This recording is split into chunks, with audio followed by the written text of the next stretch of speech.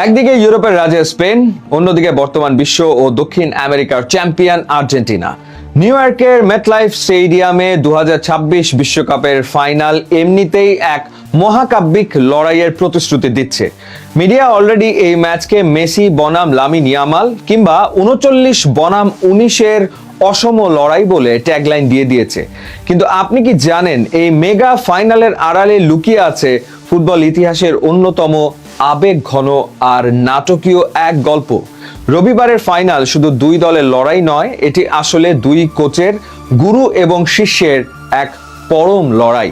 Footballer হিসেবে career শেষ করার মাত্র 2 বছর পর 2017 সালে লিওনেল স্কালোনি যখন কোচিং ডিগ্রি নিতে মাদ্রিদের লাস রোজাসে স্প্যানিশ ফুটবল ফেডারেশনের একাডেমিতে যান, তখন সেখানে তার অন্যতম শিক্ষক বা ইনস্ট্রাক্টর ছিলেন লুইস দে লা ফুয়েন্তে। আপনি ঠিকই শুনেছেন, যিনি আজ স্পেনের ডাগআউটে মাস্টারমাইন্ড, তিনি ছিলেন স্কালোনির কোচিংয়ের হাতেখড়ি দেওয়া শিক্ষক।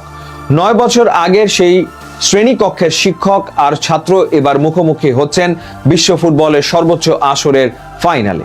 48 বছর বয়সী স্কালোনি এবং 65 বছর বয়সী দে লা ফুয়েন্তের মধ্যে মিল কিন্তু আরও একটা জায়গায়। দুজনেই বড় কোনো ক্লাবের সিনিয়র দলের কোচিং না করিয়ে সরাসরি স্পেনের বয়সভিত্তিক দল আর আর্জেন্টিনার অন্তর্বর্তীকালীন দায়িত্ব থেকে মূল দলের হট সিটে বসেন। আর দুজনেই নিজেদের দেশকে এনে দিয়েছেন আকাশচুম্বী সাফল্য। দে লা ফুয়েন্তে ইউরো জিতে এবার স্পেনকে দ্বিতীয় বিশ্বকাপ জেতানোর স্বপ্নে বিভোর, আর তার ছাত্র স্কালোনি ছুটছেন 1962 সালের ব্রাজিলের পর প্রথম দল হিসেবে টানা 2 বার বিশ্বকাপ জয়ের বিরল ইতিহাস গড়তে। মজার ব্যাপার হলো স্কালোনির নিজের জীবনের একটা বড় অংশই স্পেনে ঘেরা। খেলোয়াড়ি জীবনে দেপোর্তিভো লা করুনার হয়ে খেলেছেন 200-র বেশি ম্যাচ। এমনকি তার স্ত্রী এলিসা একজন স্প্যানিশ। তার সন্তানদের জন্ম স্পেনে এবং বর্তমানে তারা থাকেন মায়োরকায়। 2024 ইউরোর সময় স্কালোনি নিজেই বলেছিলেন, আমার পরিবারের একটি অংশ স্প্যানিশ, তাই স্বাভাবিকভাবেই আমি স্পেনকে সমর্থন করি। কিন্তু রবিবারের ফাইনালে সেই ভালোবাসার স্পেনের বিরুদ্ধেই রণকৌশল সাজাতে হচ্ছে তাকে। স্পেন ফাইনালে ওঠার পর গুরু দে লা ফুয়েন্তের প্রশংসা করতে ভোলেননি স্কালোনি, তবে মজার ছলে একটি শর্ত দিয়েছিলেন। স্কালোনি বলেছিলেন, যদি আমরা ফাইনালে না উঠতে পারি তবে ওনাকে ফোন করে অভিনন্দন জানাবো, কিন্তু যদি ফাইনালে ওদের বিপক্ষেই খেলি তবে ফাইনাল শেষ হওয়ার আগে আর কোনো ফোন নয়। সেই ফোন কল এখন সত্যি হোল্ডে চলে গেছে, কারণ রোববার ফুটবল মাঠে কোনো বন্ধুত্বের জায়গা থাকবে না। সেমিফাইনালে ফ্রান্সকে 2-0 গোলে উড়িয়ে দেওয়া স্পেনের তিকিতাকা বনাম ইংল্যান্ডকে 2-1 গোলে নাটকীয়ভাবে হারানো আর্জেন্টিনার ট্যাকটিক্যাল লড়াইয়ের ভাগ্য নির্ধারণ করবেন এই দুই মাস্টারমাইন্ডই। কোচদের লড়াইয়ের বাইরে মাঠের ভেতরের সবচেয়ে বড় আকর্ষণ কিন্তু দুই মহাতারকার জেনারেশন গ্যাপ। একদিকে 39 বছরের লিওনেল মেসি, যিনি ক্যারিয়ারের গোধূলি লগ্নে এসে 8 গোল আর 4 অ্যাসিস্ট নিয়ে গোল্ডেন বুটের মালিক হওয়ার পথে। অন্যদিকে 19 বছরের বিস্ময় বালক লামিন ইয়ামাল, যাকে ফুটবল বিশ্ব অলরেডি মেসির যোগ্য উত্তরসূরি হিসেবে মেনে নিয়েছে।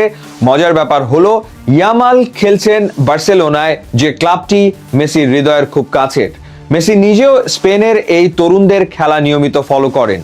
তাই রবিবারের ফাইনালটি আসলে কিংবদন্তির সিংহাসন ধরে রাখা লড়াই বনাম এক নতুন রাজপুত্রের সিংহাসন কেড়ে নেওয়ার গল্প। 39 বনাম 19-এর এই অসম কিন্তু রোমাঞ্চকর দ্বৈরথ মেটলাইফ স্টেডিয়ামের পারদ বাড়িয়ে দিচ্ছে বহুগুণ। ট্যাকটিক্যাল দিক থেকে লুইস দে লা ফুয়েন্তের স্পেন এবার খেলছে আল্ট্রা মডার্ন ফুটবল। সেমিফাইনালে কিলিয়ান এমবাপের ফ্রান্সকে 2-0 গোলে যেভাবে তারা বোতলবন্দি করেছে তা এক কথায় অবিশ্বাস্য। উইংয়ে ইয়ামাল ও নিকো উইলিয়ামসের গতি আর মাঝ মাঠের নিখুঁত পাসিং স্পেনের মূল শক্তি। অন্যদিকে স্কালোনির আর্জেন্টিনা এবার দি মারিয়াহীন এক নতুন সংকটে ভুগলেও তাদের সবচেয়ে বড় শক্তি শেয়াল সদৃশ্য ট্যাকটিক্যাল ফ্লেক্সিবিলিটি। তারা ম্যাচের পরিস্থিতি অনুযায়ী নিজেদের বদলে ফেলতে পারে। সেমিফাইনালে টমাস টুখেলের ইংল্যান্ডকে ম্যাচের শেষ 30 মিনিটে যেভাবে তারা স্তব্ধ করে দিয়েছে তা প্রমাণ করে স্কালোনি তার গুরুর শেখানো বিদ্যা দিয়েই গুরুকে বধ করার নিখুঁত ছক কষছেন। মাঠের এই দাবার চালে শেষ চালটি কে দেবেন সেটাই এখন দেখার বিষয়।